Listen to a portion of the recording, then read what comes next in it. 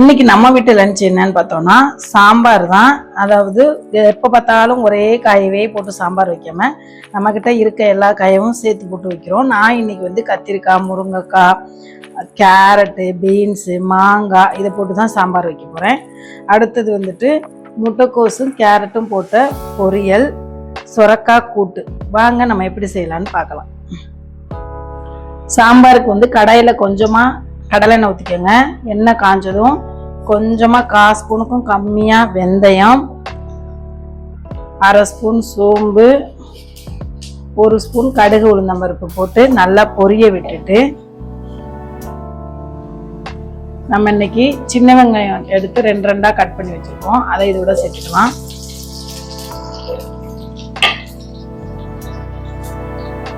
கூடவே 2 கொத்து கருவேப்பிலை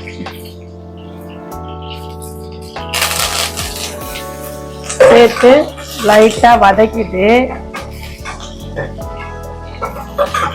வதங்கினா போதும். இப்போ நம்ம கட் பண்ணி வச்சுருக்கோம். உங்கள் காரத்துக்கு ஏற்ற மாதிரி பச்சை மிளகா சேர்த்துக்கோங்க. பச்சை மிளகா, ஒரு பெரிய தக்காளி எடுத்து கட் பண்ணிட்டுருக்கேன், இதை சேர்த்துக்கலாம். இதையும் லைட்டாக வேக வச்சுக்கலாம். லைட்டாக இந்த அளவுக்கு வெந்ததும் இந்த குழம்புக்கு தேவையான அளவு உப்பு சேர்த்துக்கோங்க. அடுத்து நம்ம கட் பண்ணி வச்சிருக்க காய் எல்லாத்தையுமே இதோட சேர்த்துக்கலாம்.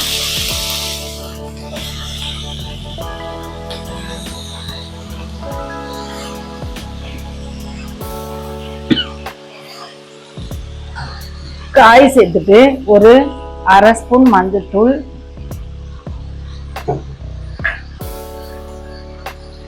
1 ஸ்பூன் சாம்பார் பொடி சேர்த்து நல்லா பிரட்டிக்கலாம். லைட்டாக பிரட்டினதும் நல்லா தண்ணி ஊற்றிக்கலாம். நமக்கு எந்த அளவுக்கு சாம்பார் வேணுமோ அந்த அளவுக்கு தண்ணி ஊற்றிக்கோங்க. கொஞ்சம் சாம்பார் வந்து தலைன்னு வெந்து வரணும். ஏன்னா இவ்வளோ தண்ணி ஊற்றினோம்னா நமக்கு காயெல்லாம் வெந்து கரெக்டாக வரும். அதனால இவ்வளோ தண்ணி ஊற்றுறேன். 4 டம்ளர் தண்ணி ஊற்றுறேன். இப்போ நல்லா ஒரு மூடி போட்டு காயெல்லாம் நல்லா வேக வச்சுக்கோங்க.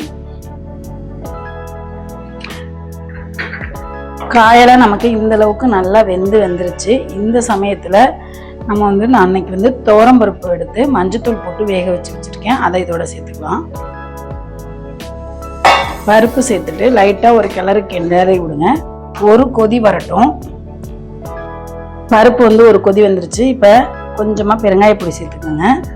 ஃபஸ்ட்டே சேர்க்கறத வந்து இப்போ சேர்த்தோம்னா நல்லா வாசனை இருக்கும். அதுக்காக தான் நான் இப்போ சேர்த்துக்கிறேன்.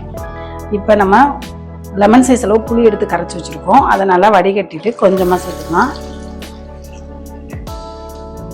அவ்வளோதான். இதுவும் நல்லா ஒரு கொதி வரட்டும்.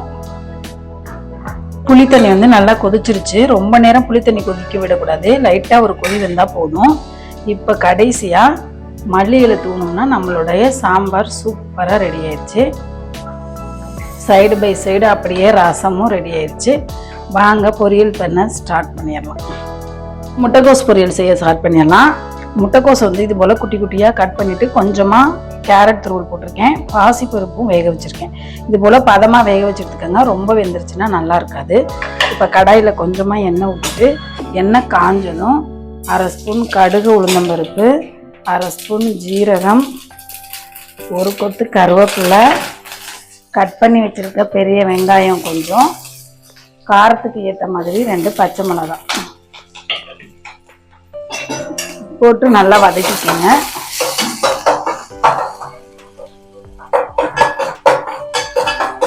வெங்காயம் இந்த அளவுக்கு நல்லா வதங்கி வந்ததும் நம்ம வேக வச்சிருக்க முட்டைக்கோஸ் துருவலை சேர்த்துக்கலாம்.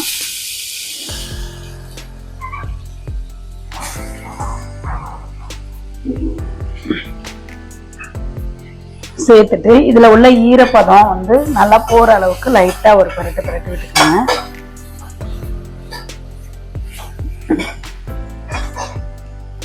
இப்போ நம்ம சுரக்காய் கூட்டு செய்ய ரெடி பண்ணிடலாம். சுரக்காய் கூட்டுக்கு நான் வந்து சுரக்காயும் பாசிப்பருப்பு, லைட்டாக மஞ்சத்தூள், கொஞ்சமாக உப்பு போட்டு ஒரே ஒரு விசில் வச்சு வேக வச்சுருக்கேன்.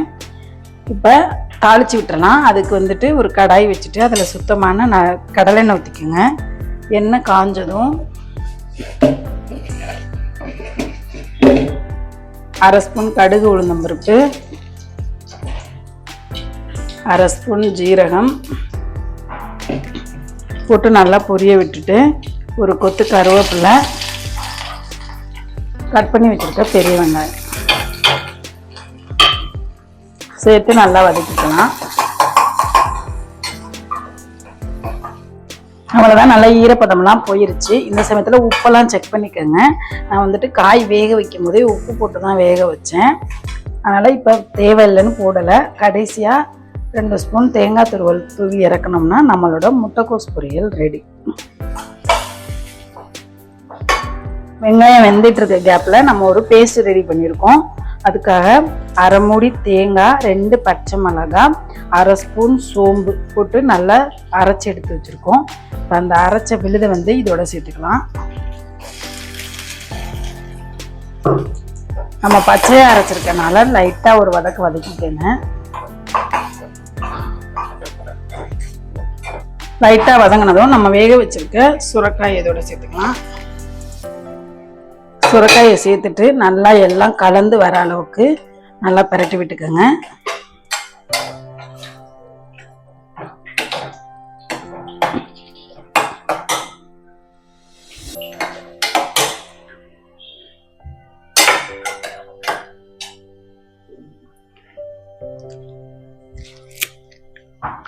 அவ்வளோதான், நல்லா ஒக்குட்டு எல்லாம் வெந்து வந்த பிறகு கடைசியாக மல்லி இலை தூணோம்னா நம்மளோட சுரைக்காய் கூட்டு ரெடி.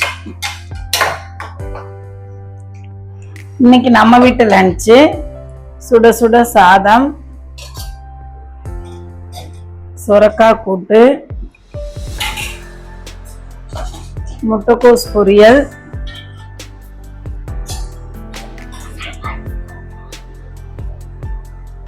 சாம்பார், கூடவே ரசம். வாங்க சாப்பிடலாம். வீடியோ பிடிச்சிருந்துச்சுன்னா லைக் பண்ணுங்க, ஷேர் பண்ணுங்க, கமெண்ட் பண்ணுங்க. மறக்காம பெல் ஐகானை கிளிக் பண்ணிட்டு மார்லிஸ் கிச்சன் சேனலுக்கு சப்போர்ட் பண்ணுங்க. பாய். Joy to the world, the Lord is come. Let earth receive her King. Let every heart prepare him room. And heaven and nature sing, and heaven and nature sing, and heaven and nature sing.